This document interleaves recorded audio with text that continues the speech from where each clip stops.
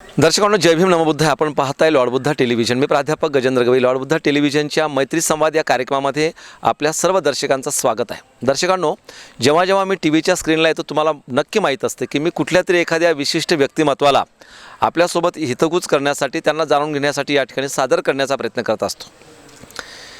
जगात विविध विषयावर काम करणारे अनेक व्यक्तिमत्व तुम्हाला दिसतात. समाजाच्या विविध अभिसरणामध्ये वेगवेगळ्या क्षेत्राला या ठिकाणी न्याय देण्याचे सातत्याने प्रयत्न करतात. मग सामाजिक असेल, शैक्षणिक असेल, सांस्कृतिक असेल, त्याचप्रमाणे या ठिकाणी खऱ्या अर्थानं आपण पाहतो की आरोग्यविषयक वेगवेगळ्या विषयाला घेऊनसुद्धा लोक काम करतात. पण आज या सगळ्या विषयाच्या व्यतिरिक्त एका अनोख्या विषयाला घेऊन मी आपल्यासोबत या ठिकाणी एका व्यक्तिमत्वाची खास ओळख करून देणार आहे. आणि तो विषय आहे संमोहन, म्हणजेच हिप्नॉटिझम. आपल्याला माहीत असेल, एखादा व्यक्ती संमोहित होणं, एखादा व्यक्ती आकर्षित होणं किंवा एखाद्या व्यक्ती संमोहित होऊन त्याकडनं पाहिजे त्या पद्धतीच्या काही गोष्टी घडून घेणं, अशा काही काल्पनिक गोष्टी आपण या ठिकाणी वाचण्याचा, ऐकण्याचा प्रयत्न करतो. पण आज याच संमोहनाला आपण जाणून घेणार आहोत. काय आहे संमोहन? आणि हे जाणून घेण्यासाठी आज संमोहन तज्ज्ञ म्हणून आपल्याकडे आलेले आहेत चंद्रशेखर विठ्ठलराव शेंडे, जे किनवटचे आहेत आणि नांदेड जिल्ह्यामध्ये राहतात, महाराष्ट्राच्या. आणि म्हणून आपण एकंदरीतच या हिप्नॉटिझमला किंवा संमोहनाला जाणून घेणार आहोत. खरं तर या ठिकाणी चंद्रशेखर शेंडे सरांचा या ठिकाणी हिप्नॉटिझम हा एक छंद आहे. संमोहनाला जाणून घेणं, संमोहन काय आहे ते ओळखणं आणि आपल्याला खरंच लोकांना संमोहित करता येतील का, आणि सोबत संमोहित केलेल्या लोकांना काउन्सिलिंग करता येईल का. विविध विषयाला आपण या ठिकाणी काउन्सिलिंग करू शकतो, लोकांचं समुपदेशन आपण करू शकतो. अशा पद्धतीने हे व्यक्तिमत्व आपल्यासोबत जुळलेलं आहे. आणि म्हणून एकंदरीतच हिप्नॉटिझम काय आहे आणि कशा पद्धतीची उपचार पद्धती आहे, यामुळे काय साध्य होऊ शकते, आपण जाणतोय आपण या ठिकाणी चंद्रशेखर शेंडे सरांना. सर, जय भीम नमोबुद्ध. जय भीम. लॉर्ड बुद्ध टीव्हीच्या या विशेष कार्यक्रमामध्ये तुमचं स्वागत आहे. सर, एकंदरीत आधी तुमचा थोडा परिचय द्याल स्वतः. मी चंद्रशेखर विठ्ठलराव शेंडे, जी, तालुका किनवट, जिल्हा नांदेड. मी हिप्नोटिस्ट, काउन्सिलर अँड सायकोथेरपिस्ट आहेत. बरं. आणि हा माझा एक छंद आहे. होय. अनेक आजारी व्यक्तींना केवळ शब्दांनी उपचार करून बरे करता येतात. हो. आणि अशा प्रकारचे आपण अनेक प्रयोग आजपर्यंत केलेले आहेत. बरं. त्यामुळं ही माहिती इतरांपर्यंत पोहोचावी, खरंय, ह्या उद्देशाने मी आज या चॅनेलवर आलेला आहे. बरं. सर, काय आहे संमोहन? संमोहन म्हणजे सबकॉन्शियस माइंडला जागे करणे. बरं. आणि कॉन्शियस माइंडला झोपवणे, हो. या अवस्थेला संमोहन म्हणतो. अच्छा. वास्तविक पाहता संमोहन म्हणलं की लोकांना फार भीती वाटते. बरं, बिलकुल. त्यांना वाटते हे वशीकरण आहे, हो. हे मोहिनी विद्या आहे. हो. प्राचीन काळामध्ये ह्या संकल्पना होत्या, नावं हेच होते. परंतु आज वशीकरण, मोहिनी विद्या याच विद्येला हिप्नोटिझम किंवा मेस्मरिझम म्हणतात. बरं. परंतु हे एक सायन्स आहे. याला एक अतार्किक दृष्टिकोनातून पाहिलं जाते, परंतु तशा पद्धतीचा काहीही नाही. हे वैज्ञानिक कसोटीवर अवतरलेलं एक शास्त्र म्हणजे संमोहन आहे. जी. सर, ही मनाची अवस्था आहे का? ही मनाची अवस्था आहे. जेव्हा आणि ह्या अवस्थेचा आपण दैनंदिन जीवनामध्ये दररोजच याचा लाभ घेत असतो. व्यक्ती झोपण्याच्या पूर्वी जी अवस्था, तंद्री अवस्था असते, त्यालाच संमोहन म्हणतात. आणि उठण्याच्या आधीची अवस्था म्हणजे संमोहन अवस्था आहे. आणि ह्या जेव्हा एखादी आई आपल्या बाळाला अंगाई गीत गाते, तेव्हा सुद्धा बाळांना जी अवस्था प्राप्त होते, हळूहळू तो झोपेत जातो. गोष्ट सांगत असताना आजीबाई जेव्हा मुलांना गोष्ट सांगते, ती गोष्ट ऐकत ऐकत ती झोपे जाते. किंवा एखादी प्रिय पत्नी आपल्या पतीच्या केसाला कुरवाळते आणि पती झोपेत जाते. ह्या अवस्थेला ह्या ज्या अवस्था आहे, ह्या अवस्था म्हणजे संमोहन अवस्थाच आहे. अच्छा. दर्शकांनो, जसं तथागतानं मन या विषयावरती खऱ्या अर्थानं ज्याला जगातला पहिला मनोविकार तज्ज्ञ ज्याला आपण म्हणतो, किंवा मनावर या ठिकाणी भाष्य करणारा तज्ज्ञ ज्याला म्हणतो, मनोवैज्ञानिक ज्याला म्हटलं जातं, ते आहे तथागत. मन हे उतावळे, वासने पाठीपळे, वाईटाशी त्याचे नाते चटकन जुळे. आणि म्हणून मनाला ज्या पद्धतीची परिस्थिती असते तशा पद्धतीने मानवी मन त्या अवस्थेमध्ये जाते आणि मानवाच्या त्या ठिकाणी प्रतिकार शक्तीच्या माध्यमातून त्याच्या असणाऱ्या ज्या काही क्रियाप्रतिक्रिया आहेत याच्या माध्यमातून ते मानवी मन सातत्याने व्यक्त होत राहते. सर, खरं तर संमोहन याचा धर्माशी काही संबंध आहे का?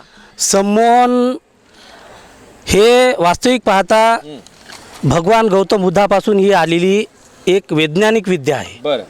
हे म्हणजे थोतांड नाही आहे. हे बुद्धांना जी काही ज्ञानप्राप्ती झाली त्या ज्ञानप्राप्तीतून त्यांना जे रहस्य कळाले, या जगातले जे चमत्कार आहेत, चमत्कार हे विज्ञानाच्याच आधारावर होऊ शकतात. विज्ञानाशिवाय चमत्कार होऊ शकत नाही. या सत्यांचा शोध बुद्धांनी ज्ञानप्राप्तीतून बुद्धांना जो झाला त्यामधलं एक छोटीशी विद्या म्हणजे संमोहन विद्या आहे. जी सर, संमोहन आणि आपण जे म्हणतो ज्या पद्धतीनं ध्यानधारणा किंवा उपासना करतात किंवा विपश्यना आपण ज्याला म्हणतो, याचा काय कसा संबंध राहू शकतो? बुद्धांनी जे ज्ञानप्राप्ती केली त्या ज्ञानप्राप्तीतून संमोहन विद्या आली, परंतु अनेक लोकांना ह्याबाबत माहिती नाही की विपश्यनेमधलंच हे एक सत्य आहे. हे विपश्यनेतून पुढे आलेलं सत्य आहे, परंतु ह्या गोष्टींबाबत सत्यता आजपर्यंतच्या संमोहन तज्ज्ञांनी लपवलेली आहे, जेणेकरून इतर कोणी संमोहन तज्ज्ञ तयार होऊ नये. कारण संमोहन तज्ज्ञ 50,000 1,00,000 रुपये फीस घेतात. मग ही फीस कोण देणार? जर त्यांना आपण जर सत्य सांगितलं की बुद्धांच्या विपश्यनेतून पुढे आलेलं हे सत्य आहे, ही खूप सोपी विद्या आहे, असं जर सांगितलं तर कोणीही संमोहन तज्ज्ञ होईल. आणि ह्या गोष्टी जर लपवल्या तर लोक आपल्याला भीतील आणि ते आपल्याकडे मग गूढ विद्या आहे असं काहीतरी नक्की दाखवण्यासाठी ते शिकतात.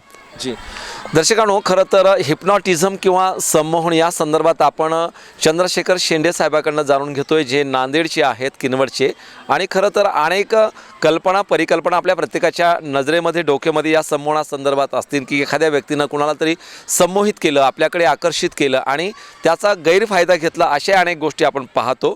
खरं तर आपण पाहतो की काही काही ठिकाणी मोठमोठ्या हॉस्पिटललासुद्धा मानसोपचार तज्ज्ञ असतात, जे मानवी मनावर या ठिकाणी उपचार करतात आणि लोकांना खऱ्या अर्थानं त्यामधून बाहेर काढण्याचं काम केलं जाते. आणि म्हणून खरं सर, या संमोहनाचे मानवी जीवनामध्ये काय फायदे किंवा काय तोटे राहू शकतात? संमोहनामुळे खरं म्हणजे संमोहन ही एक उपचाराची पद्धती आहे, एक उपचाराची थेरपी आहे.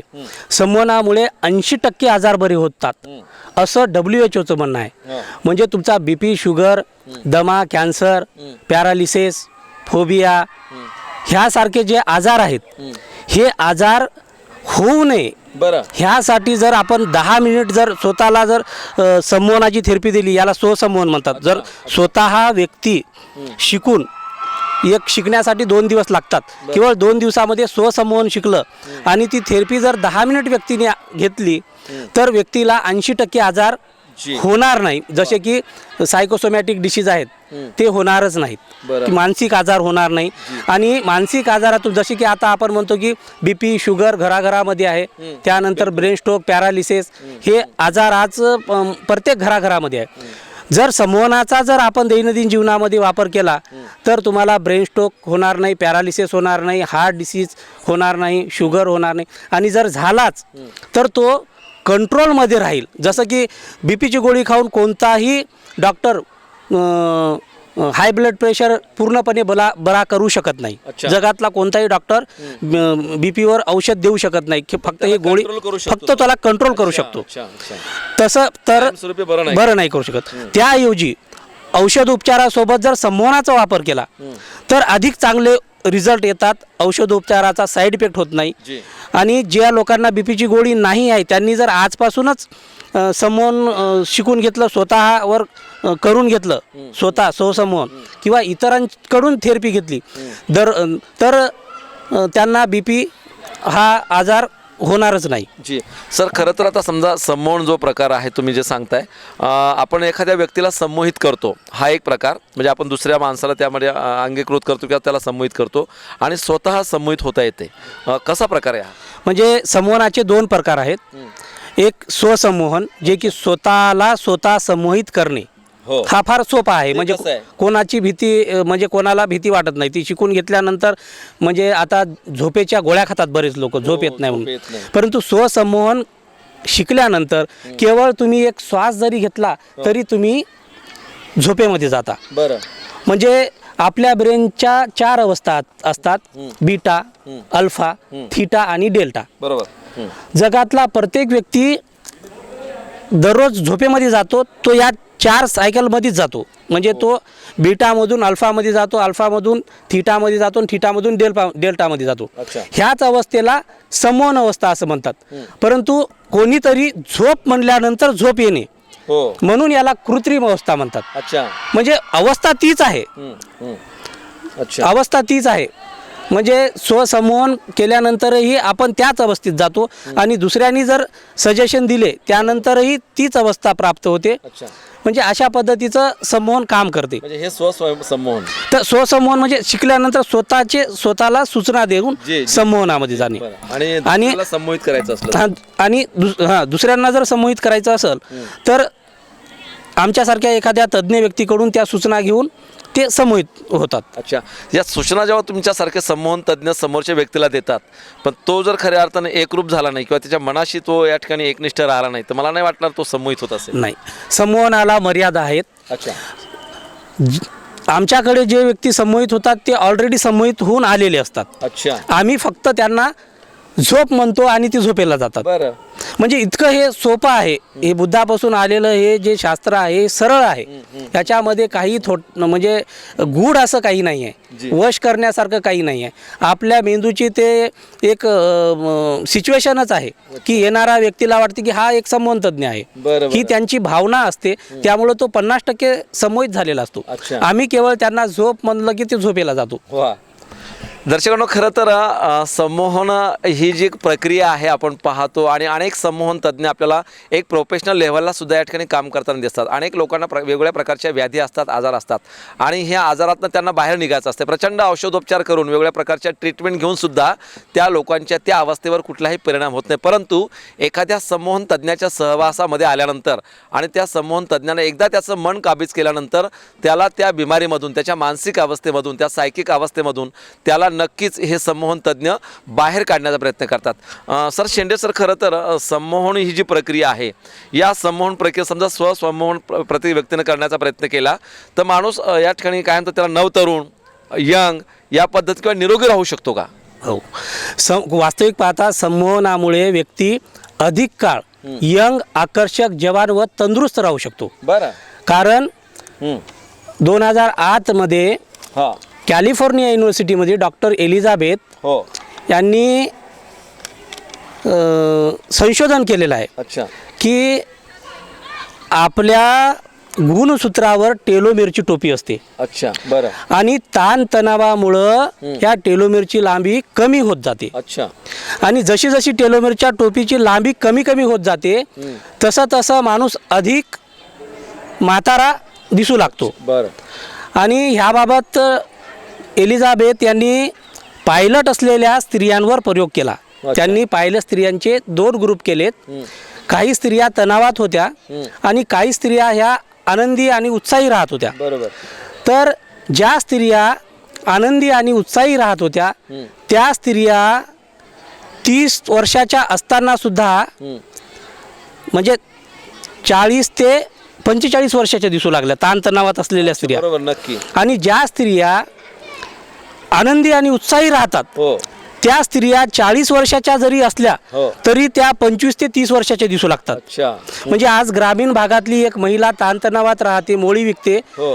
वास्तविक पाहता तिचं वय 25 असते परंतु ती 35 ते 40 वर्षाची दिसते. नक्की. खरं आहे. म्हणजे तिच्या ह्या संशोधनाबद्दल तिला नोबेल पारितोषिक दिलेलं आहे. आणि तिचं हे संशोधन संमोहनाला जसंच्या तसं लागू होते. कारण संमोहनामुळं माणूस आनंदी आणि उत्साही राहतो. वा. आणि आनंदी आणि उत्साही राहतो, ताणतणाव मुक्त राहतो. त्यामुळं तो अधिक काळ यंग, आकर्षक, जवान व तंदुरुस्त राहू शकतो. क्या बात आहे. दर्शकांनो, खरं तर संमोहन ही जी प्रक्रिया मानवी मनाची आहे ती मनाची मानवी अवस्था जाणून घेण्यासाठी स्वतःच्या मनाची सुद्धा तयारी लागते आणि आपण त्यासाठी आग्रहक्रम या ठिकाणी दिला गेला पाहिजे की मनाला या ठिकाणी कसं वळण लावता येईल. आणि त्या अनुषंगानं आपण पाहतो काही लोकांना अचानक हार्ट अटॅक येतात. खरं तर सर हे जे हार्ट अटॅक येतात किंवा काही हार्टच्या डिसीज असतात, हृदयाचे विकार असतात वेगवेगळ्या प्रकारचे, तर संमोहनाच्या माध्यमातून काय हे दूर होऊ शकतात? आता जेव्हा व्यक्ती स्वसंमोहन शिकतो किंवा परसंमोहन दुसऱ्यांच्या सूचना घेतो त्यावेळेस आपला मेंदू, मी आत्ताच सांगितलं की तो अल्फा, थीटा किंवा डेल्टा लेवलमध्ये जातो.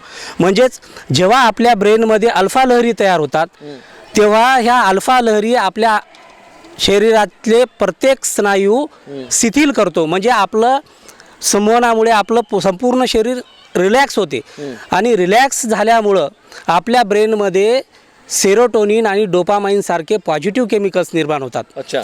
आणि त्यामुळं व्यक्ती अधिक काळ आनंदी आणि उत्साही राहतो. अच्छा. हे पॉझिटिव्ह केमिकल्स आपल्या ब्रेनमध्ये निर्माण झाल्यामुळं व्यक्ती अधिक आनंदी आणि उत्साही राहतो. आणि श्वासोश्वासाची गती हो. व्यवस्थित राहते. म्हणजे संमोहन अवस्थेमध्ये गेल्यानंतर आपला BP कंट्रोलमध्ये राहतो. अच्छा. त्यामुळं संमोहन अवस्थेचा दररोज फायदा घेतला तर हार्ट डिसीजच्या व्यक्तींना चांगला फायदा होतो. ज्या व्यक्तींना हार्ट डिसीज नाही त्या व्यक्तींना हार्ट डिसीज होण्याची शक्यता राहत नाही.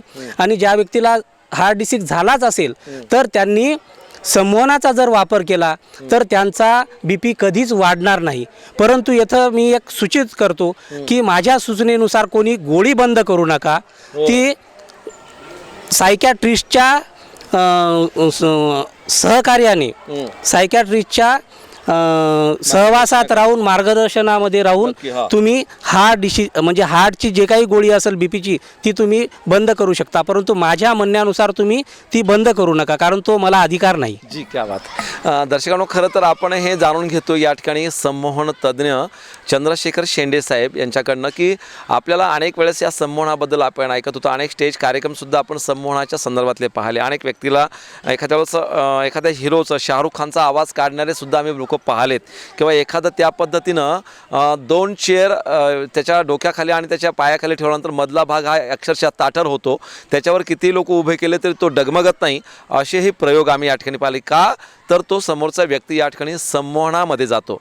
खरं शेंडे सर, संमोहनाच्या माध्यमातून खऱ्या अर्थानं काय वाटतं तुम्हाला कुठले कुठले मानवी आजार या ठिकाणी बरे होऊ शकतात? संमोहनामुळं सायकोसोमॅटिक डिसीज जे की WHO म्हणण्यानुसार 80% आजार आपले सायकोसोमॅटिक आहेत जे संमोहनामुळं बरे होऊ शकतात. ज्याला आपण फोबिया म्हणतो. त्यानंतर माझ्याकडे एक लिस्ट थोडं सांगितलं तर बरं होईल. जी. संमोहनामुळं cold and flu, cancer, depression, skin disorder, post traumatic stress disorder, stomach ulcer, heart disease, asthma, cold and flu म्हणजे स्ट्रेसची रिलेटेड जे काही आजार आहेत ते सर्व आजार संमोहनाने बरे होऊ शकतात. इतकंच की संमोहनाचा दैनंदिन जीवनामध्ये औषध गोळ्यासोबत जर संमोहनाचा उपचार घेतला तर कॅन्सर हा 100% बरा होऊ शकतो. म्हणजे आणि डॉक्टर डीन अर्निश हे यांना राष्ट्रीय आंतरराष्ट्रीय पुरस्कार मिळालेले आहेत. हे अमेरिकेचे माजी राष्ट्राध्यक्ष बिल क्लिंटन व हिलरी क्लिंटन यांचे ते फॅमिली डॉक्टर आहेत.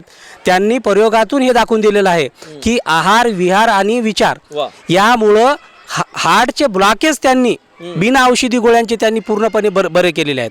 आणि त्यामध्ये त्यांनी आहार, विहार आणि विचार सांगितलेला आहे. तर एक आहार सोडलं तर विहार आणि विचार हे संमोहनातून आम्ही देतो. कारण एखादा व्यक्ती आनंदी नसतो परंतु आम्ही त्यांना म्हणतो की तुम्ही खूप आनंदी आहात, उत्साही आहात, चांगल्या वातावरणामध्ये आहात. तो उन्हामध्ये जरी असेल तर आम्ही म्हणतो की तुम्ही खूप चांगल्या गार्डनमध्ये आहात. आणि तशाच प्रकारचे बदल त्याच्या ब्रेनमध्ये, त्याच्या ब्रेन सेलमध्ये, त्याच्या बॉडीमध्ये, त्याच्या बॉडी सेलमध्ये होत जातात. म्हणजे एखादा हार्ट डिसीज बऱ्या करण्यामध्ये जवळपास 64% रोल केवळ संमोहनाचा, सूचनाचा, पॉझिटिव्ह विचाराचा आहे असं इथं मला सांगता येतो.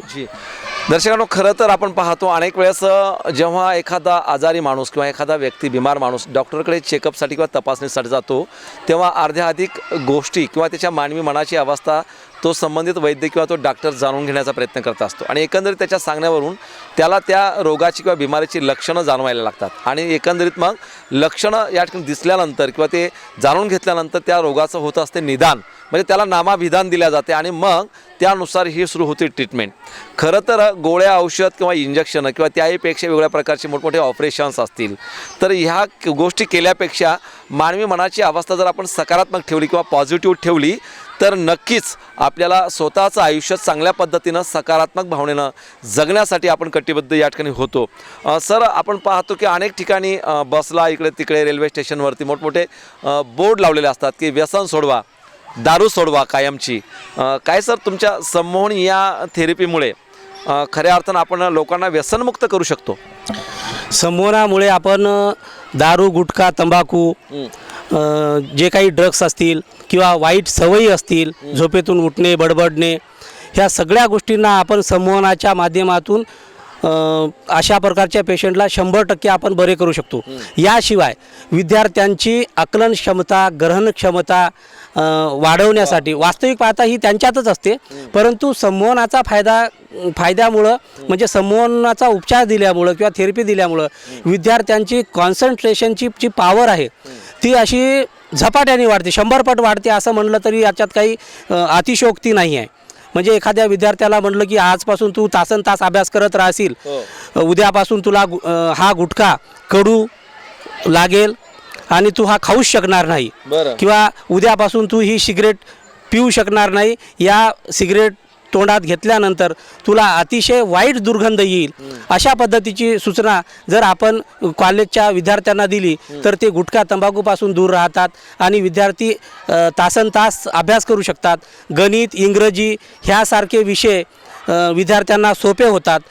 त्यानंतर MPSC UPSC, खास करून MPSC UPSCचे जे विद्यार्थी असतात आणि मोठे मोठे जे क्रिकेटर्स आहेत, जसं की सचिन तेंडुलकर म्हणतो किंवा अमिताभ बच्चन किंवा अनासपुरे सारखे जे अभिनेते म्हणतो, हे अभिनेते यांनी हिप्नोटिझमची टेक्निक शिकून घेतलेली आहे.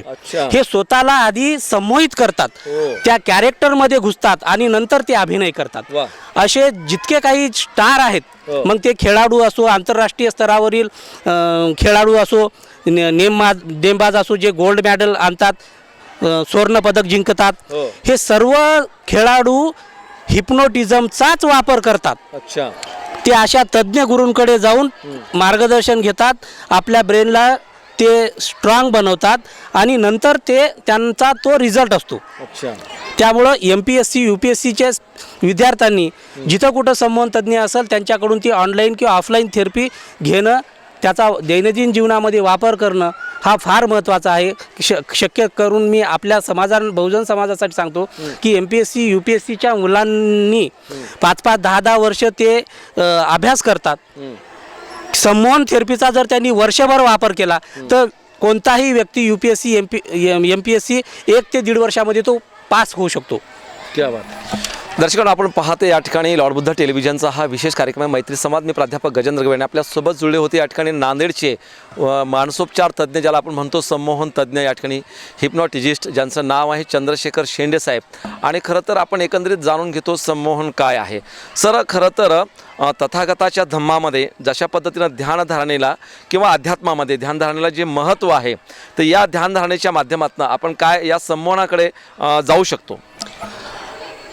ध्यानधारणा करण्यासाठी आपण विपश्यना हा मार्ग बुद्धाने अंगीकारलेला आहे. तर विपश्यना करण्यासाठी तासनतास आपल्याला दररोज प्रॅक्टिस करावी लागते. नक्की. तर या विपश्यनेचं सायंटिफिक रूप म्हणजे कमी वेळामध्ये तुम्ही संमोहन अवस्थेमध्ये जाऊ शकता. जसं की तुम्ही अल्फा अवस्थेमध्ये जाता, थीटा अवस्थेमध्ये जाता. काही लोक या अवस्थेचा अनुभव घेण्यासाठी 1 क्वार्टर 2 क्वार्टर दारू पितात.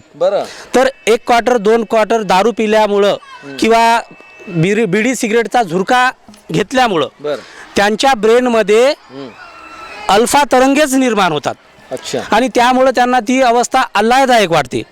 परंतु दारू पिऊन संमोहन अवस्थेमध्ये जाणं किंवा अल्फा स्टेजला जाणं, ह्यामुळं त्यांच्या ब्रेनवर, शरीरावर आणि त्यांच्या पूर्ण बॉडीवर आणि त्यांच्या संसारावर सुद्धा दुष्परिणाम होतो. याशिवाय जर तुम्ही विपश्यना केली किंवा तुम्ही संमोहन थेरपी जर शिकून घेतले आणि त्याचा जर स्वतःवर वापर केला किंवा स्वतःच्या परिवारावर, इतरांवर त्याचा जर प्रयोग केला, तर जे विपश्यनेनं जे साध्य होते ते कमी वेळामध्ये सायंटिफिकरित्या संमोहनाने साध्य होते. कारण हे वशीकरण नाही, ही मोहिनी नाही, हे जादूटोणा नाही, हे प्युअर असं सायन्स आहे. याला मनोविज्ञान आपण म्हणू शकतो.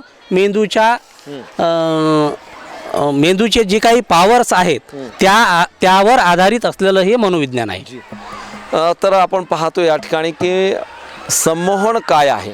आणि या संमोहनामुळे खरं तर मानवी समाज हा सुदृढ करण्यासाठी, मानसिकरित्या सक्षम करण्यासाठी संमोहन ही प्रक्रिया प्रत्येकानं जाणून घेणं खूप गरजेचं आहे. शेंडे सर, खरं तर एखाद्या व्यक्तीला असं वाटलं की बाबा आपण स्वसंमोहन करून घ्यायचं आहे आणि आपल्याला भविष्यामध्ये निरोगी राहायचं आहे, व्यसनापासून अलिप्त राहायचं आहे, चांगले विचार आपल्याला सकारात्मक डोक्यामध्ये ठेवायचे, मेंदूमध्ये, ब्रेनमध्ये ठेवायचे, ब्रेनला त्या पद्धतीच्या सूचना द्यायच्या आहे.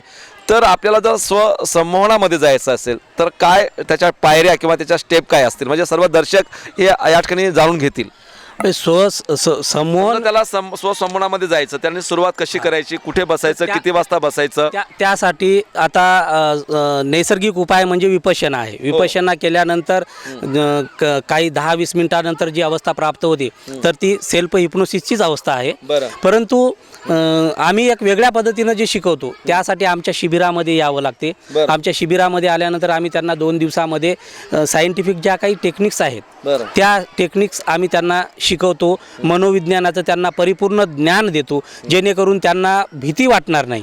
कारण या संमोहनाला जादूटोणा समजून लोक म्हणजे एज्युकेटेड लोक भितात. हो नक्कीच. तर त्यामुळं अशा काही याचा दुरुपयोग होऊ नये आणि अशा पद्धतीचं काही त्यांची मेंटॅलिटी बदलवणं हे फार गरजेचं आहे. त्यामुळे आम्ही मनोविज्ञानाचं त्यांना परिपूर्ण ज्ञान देतो आणि त्यांना 2 दिवसामध्ये ट्रेन करतो आणि तू थेरपी शिकवतो. स्टेप कशा असतील की बाबा कसं बसायचं, श्वासावर कसं नियंत्रण ठेवायचं, एक जर सांगितलं तर बरं होईल थोडं. नाही, स्वसंमोहनामध्ये आपण कोणत्याही अवस्थेमध्ये कसंही बसू शकतो, ज्याला आपण सुखासन म्हणतो.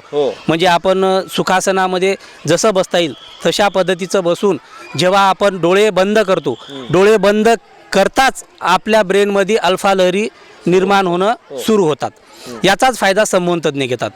तर ह्या अल्फा लहरी तयार झाल्यानंतर आपण आपल्या श्वासावर संमोहन शिकण्यासाठी आपल्या श्वासाच्या गतीवर आपण लक्ष केंद्रित करणं, हाच प्रयोग वारंवार करणं म्हणजे स्वसंमोहन आहे. ही पद्धत आपण डेव्हलप केल्यानंतर 6 महिन्यानंतर जी अवस्था प्राप्त होते, मग नंतर आपल्याला असे रिझल्ट येतात की आपण केवळ नाही का एखाद्या अवयवाला अशी सूचना जरी दिली, माझी पाठ दुखत नाही, रिलॅक्स रिलॅक्स रिलॅक्स म्हणलं की ते रिलॅक्स होऊन जाते. किंवा एखादी उलटी, एखाद्याला मळमळ होत असेल 2 तासापासून तो परेशान होतो, जेव्हा त्याला उलटी होते तेव्हाच त्याला बरं वाटते. परंतु इथं स्वसंमोहन शिकून घेतल्यानंतर केवळ माझे मोठे आतडे रिलॅक्स, पोटातील आतडे रिलॅक्स, अशा पद्धतीनं सूचना दिल्यानंतर त्याचे आतडे रिलॅक्स होतात आणि त्याची डायजेशनची पॉवर वाढते. आणि केवळ 10 सेकंदामध्ये एखाद्या व्यक्तीला उलटी होत असेल तर त्याची उलटी थांबते आणि तो शांत झोपी जाऊ शकतो. जी दर्शकांनो, खरं तर आपण अशा या मानवी मनाच्या अवस्थेला या ठिकाणी जाणून घेतो आहे संमोहन तज्ज्ञ या ठिकाणी चंद्रशेखर शेंडे साहेबाकडनं. खरं तर हे मानवी मनाच्या अवस्था आहेत आणि जेव्हा मानवी मन आपण स्वतःचं जाणून घेत असतो त्या अनुषंगानं खरं तर त्या मानवी मनाला आपण कुठे घेऊन जात असतो. खरं तर आपल्याला विद्यार्थ्यांना, कुठेतरी काम करणाऱ्या कंपनीच्या चालकांना किंवा घरामध्ये काम करणाऱ्या ज्या महिला असतात, ह्या सगळ्या लोकांना कामाची सातत्याने ही दगदग राहते आणि या सर्व कामाच्या दगदगीमधून यांना कुठेतरी पुढे येण्याचा हा प्रयत्न या ठिकाणी होत राहतो.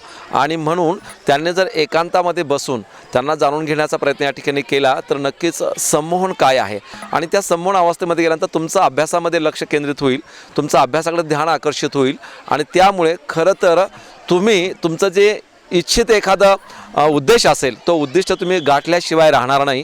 अशा पद्धतीचं हे संमोहन नावाचं एक थेरपी आहे, एक प्रकारचा हा प्रकार आहे मानवी मनाला त्या अवस्थेमध्ये घेऊन जाणं आणि आपण हे जाणून घेत असतो. कारण याचा संबंध खऱ्या अर्थानं तथागताच्या धम्माशी आहे. कारण तथागतानं हे सगळं जे काही बुद्धत्व प्राप्त केलं ते केवळ आणि केवळ ध्यानधारणेमुळं मानवी मनाच्या अवस्थेला त्यांनी जाणून घेतलं. आणि म्हणून मी आधीच सांगितलं की मन हे उतावळे वासने पाठीपळे, मन हे उतावळे वासने पाठीपळे, वाईटाशी नाते त्याचे चटकन जुळे. चांगल्या गोष्टीसोबत तुमचं मानवी मनाचं नातं जुळणं अतिशय गरजेचं असते आणि त्यासाठी तुम्हाला मानवी मनाला तशी सवय या ठिकाणी द्यावी लागते. आणि म्हणून सर खरं तर जाता जाता एकंदरीत हा जो हिप्नॉटिझमचा प्रकार आहे किंवा जो हा संमोहनाचा प्रकार आहे हा खऱ्या अर्थानं मानवी समाजाला कशा पद्धतीनं सुखाकडे, समाधानाकडे, शांततेकडे आणि खरं तर जी काही गुन्हेगारी वाढते आहे या सगळ्या दलदलीच्यातून एक सुखकारक जीवनाकडे घेऊन जाऊ शकते. काय वाटतं? संमोहनाचा वापर आपण आपल्या दैनंदिन जीवनामध्ये जर केला हो. तर आपण वाईट सवयीपासून दूर राहतो. हो. त्यानंतर व्यक्तीमध्ये वैज्ञानिक दृष्टिकोन निर्माण होते. तो जादू टोना तंत्रमंत्र ह्या गोष्टी तो मानणारच नाही, कारण तो ह्या सगळ्या गोष्टी ज्या घडतात त्यामागे एक विज्ञान असते.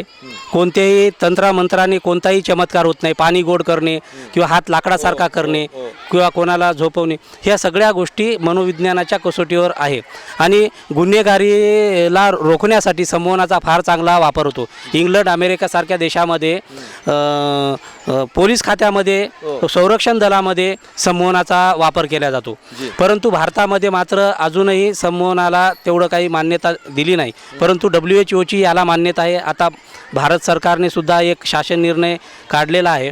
त्या शासन निर्णयानुसार संमोहनाचा प्रचार प्रसार करत आहेत संमोहन तज्ज्ञ. आणि ह्या पुढेही मी संघटनेच्या माध्यमातून संमोहन हे घराघरापर्यंत कसं पोहोचल ह्याचा आम्ही नक्कीच प्रयत्न करणार आहोत. आणि हा छंद माझा यापुढं असाच चालू राहील. धन्यवाद. थँक्यू. सर, हे तुम्ही जे संमोहनाचं काम उभ्या महाराष्ट्रामध्ये करतायत, कुठली संघटना आहे, त्या संघटनेमध्ये कोण लोक इन्व्हॉल्व आहे, कोण इन्व्हॉल्व होऊ शकतात आणि संघटनेचं ध्येय उद्दिष्ट काय आहे? मी आता अखिल भारतीय संमोहनाची जी काही संघटना निर्माण करत आहे त्यामध्ये सर्व जाती धर्माची लोक त्यामध्ये इन्व्हॉल्व होऊ शकतात. त्यासाठी शिक्षणाचं काही बंधन नाही, कारण संमोहन हे ज्या व्यक्तींना 5 इंद्रिय ज्यांची चांगले आहेत असा कोणताही व्यक्ती संमोहन शिकू शकतो, सहज शिकू शकतो. आणि त्याचा तो स्वतःसाठी वापर करू शकतो, समाजासाठी वापर करू शकतो, आजार बरे करण्यासाठी वापर करू शकतो, अंधश्रद्धा दूर करण्यासाठी त्याचा वापर करू शकतो. आणि स्वतःचे डेव्हलपमेंट करण्यासाठी, विद्यार्थ्यांच्या विकासासाठी, म्हणजे सगळ्या गोष्टीसाठी संमोहन उपचार हा अत्यंत सर्व क्षेत्रांना लाभदायक ठरणारा आहे. क्या बात. तर दर्शकांनो, आपण पाहत होता त्या ठिकाणी लॉर्ड बुद्धा टेलिव्हिजनच्या मैत्री संवाद या कार्यक्रमामध्ये आपल्यासोबत जुळले होते नांदेडचे खास संमोहन तज्ज्ञ. या ठिकाणी ज्या शेंडे सरांनी ही सगळी माहिती आपल्याला देण्याचा प्रयत्न केलेला आहे. आणि एकंदरीत या संमोहन जाणून घेतल्यामुळं, संमोहनाचा या ठिकाणी आपल्या मानवी मनाच्या माध्यमातून जीवनात वापर केल्यामुळं आपण स्वतः सुखी होऊ शकतो, संमोहनाचं महत्त्व इतरांना सांगू शकतो. आणि खरं तर एकंदरीत हा समाज एक अतिशय मानसिक दृष्टिकोनातून सक्षम, आरोग्यदायी या ठिकाणी बनू शकतो. अशा पद्धतीने एक चांगला संदेश आजच्या मैत्री संवाद कार्यक्रमाच्या माध्यमातून या ठिकाणी सरांनी दिलेला आहे. तर दर्शकांनो, आपण पाहत होतो लॉर्ड बुद्धा टेलिव्हिजनचं हे विशेष कव्हरेज आहे. मी प्राध्यापक गजेंद्र गवई आपल्यासोबत या ठिकाणी जुळलेले होते. प्राध्यापक चंद्रशेखर शेंडे सर, जे या ठिकाणी खऱ्या अर्थानं नांदेडच्या किनवटमध्ये आहेत आणि उभ्या भारतभर, महाराष्ट्रभर ते या संमोहनाचे वेगळ्या प्रकारचे प्रयोग करून, लोकांची शिबिरं अटेंड करून या ठिकाणी लोकांना या प्रवाहाकडे घेऊन एक आत्मिक सुख प्राप्त करून देण्याचा प्रयत्न करत आहेत. सर, तुम्ही अतिशय वेळात वेळ काढून या लॉर्ड बुद्धा टेलिव्हिजनच्या मैत्री संवाद कार्यक्रमामध्ये आलात, जुळलात आणि आमच्यासोबत मनसोक्त या संमोहनाबद्दल, अतिशय गुंतागुंतीचा विषय आहे मानवी मनाचा, तरी तो अतिशय आपल्या लोकभाषेमध्ये समजून सांगण्याचा प्रयत्न केला. त्याबद्दल लॉर्ड बुद्धा टेलिव्हिजनच्या वतीनं आपलं या ठिकाणी विशेष स्वागत आहे. जय भीम, नमो बुद्ध. जय भीम. दर्शकांनो, आपण पाहताय लॉर्ड बुद्धा टेलिव्हिजनच्या मैत्री संवाद कार्यक्रम आणि मी प्राध्यापक गजेंद्र गवई. आणि याच प्रकारे आपण इतर व्यक्तिमत्वासोबत तुम्हाला विविध विषयावरचं, विविध क्षेत्रामध्ये काम करणाऱ्या लोकांसोबत जोडण्याचा प्रयत्न करणार आहोत. मी प्राध्यापक गजेंद्र गवई, कॅमेरामॅन शशिकांत जाधवसह. तोपर्यंत बघत राहा तुमचं आमचं हक्काचं एकमेव, विश्वातलं, देशातलं पहिलं बुद्धिस्ट आणि आंबेडकर चॅनल, ज्याचं नाव आहे लॉर्ड बुद्धा टेलिव्हिजन. जय भीम, नमो बुद्धाय.